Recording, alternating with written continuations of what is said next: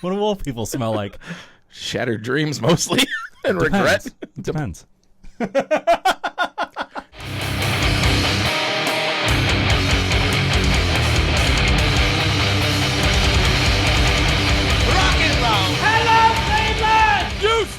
What's going on, everybody? This is Trend Kill Radio, a rock news show about all things rock, except for when it's not. Brought to you by Bump Energy and Discount Drug Marts. It saves you the runaround. I can't believe that's this thing, though. Well, I mean, it saves me from the runs because that's where I get my adult diapers. That's where I get my Bump Energy. I'm wearing my diapers right now. I'm your host, Sean Ryan. And I'm Chris Jones. And before we get started, please be sure to like, subscribe, hit your notifications, and follow us on Instagram at TrendKillRadio216, like you are right here. Tonight, we have Gen Z drinking less at concerts because, you know what? There's no stories. There's no stories for the past 2 weeks. I'm sorry. The last thing that came out was about Maynard. So, all right, Gen Z, they drink the least now out of millennials, Gen X, boomers at concerts now, and it's affecting those large venues. We can't charge you $16 for a White Claw. We're in Cleveland, Ohio. That's cheap. Yeah. It's cheap. Yeah. I went to the Story of the Year show a few weeks back, and one Maker's Mark with Coke mixed in, like cola mixed in it, was $13 for one. That's a 1 ounce pour, and the rest of it was cola, like a glass like this. Wasn't a liter of cola? Not a liter. No, I don't want a goddamn liter of cola. Okay. I don't want a large farva. I want a goddamn liter of cola. I don't know what that is. According to a live music CEO from Minneapolis, Hoppin area. What is a live music CEO? Yeah, I know. Look, some of these, We'll just give you a title. Just run with it. They're not given names for whatever reason. So this could just all be BS. According to the live CEO, he says marijuana edibles are the cause of Gen Z not drinking enough at our venues. And I wouldn't be the least bit surprised to learn that all 4 of them habitually smoke marijuana cigarettes. Reefers. He goes on to say, quote, one of the big trends we're seeing is Gen Z doesn't drink as much. They're either eating edibles before they come or there's more of a sober mental health focus. Most ticket price goes to the band, so really what venues subsist on is beverages. That's not going to be a sustainable revenue stream, said the CEO to Consequence of Sound. Well, I guess they better start slinging the hashish then.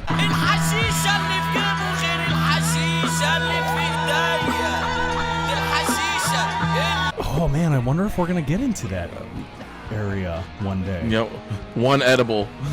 Just go ahead and lob off your arm and sign a contract and then give me your firstborn and your entire bank account. And that'll be the price of an edible at a venue. I know. I once dated a model and they took her shoes. What? They took his shoes!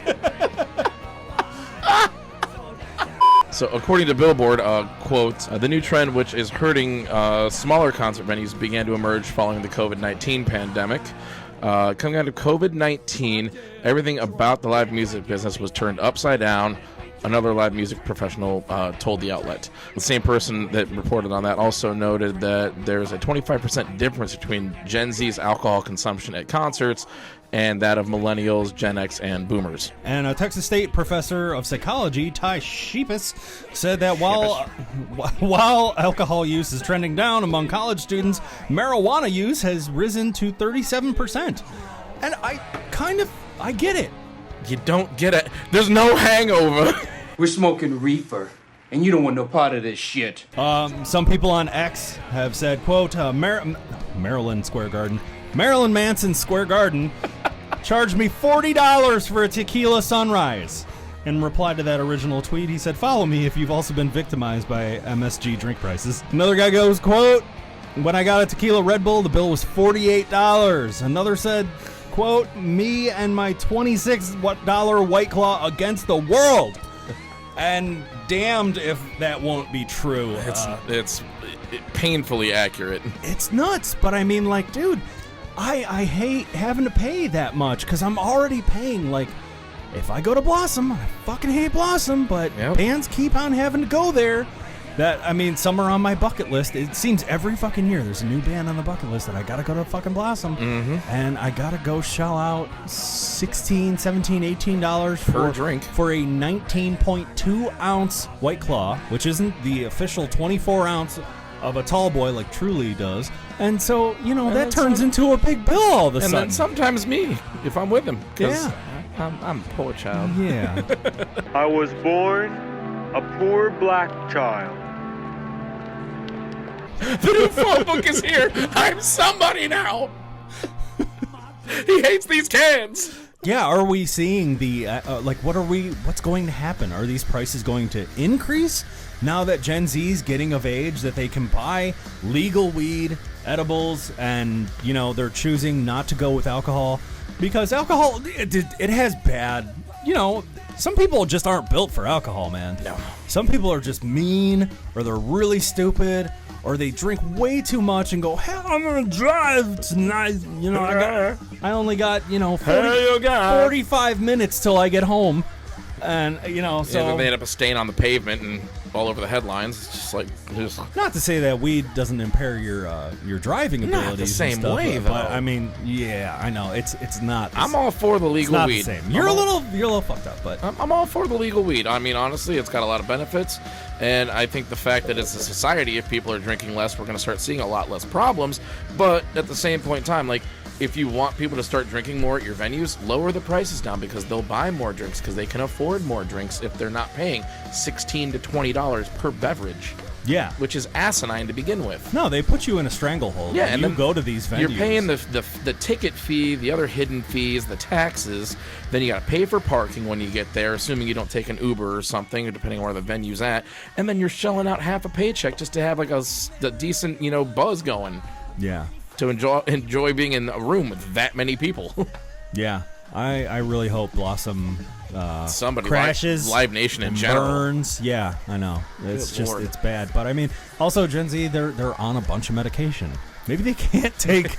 Yeah, I mean, you really shouldn't be mixing scripts of booze, and they're on a lot of them scripties. They have There's always like have high school overdoses are like a huge thing now. It's so That was bad. never a thing when we were growing up. No, you had the occasional, prom night drunk driving accident. Yeah, and that was they it. would they would stroll out the crashed car and put it in like town square Or in the front yard of the high school and be like, "This could have been you." Yes, And it's yes. like, well, I don't want to be that guy. Do that? I don't want to sound like a boomer, but I'm just saying, they have plenty of drugs that they're already taking. Yeah, I'm just saying, this is what happens when you give a bunch of kids pills, weed, and cameras on everything, and this is where we're at now.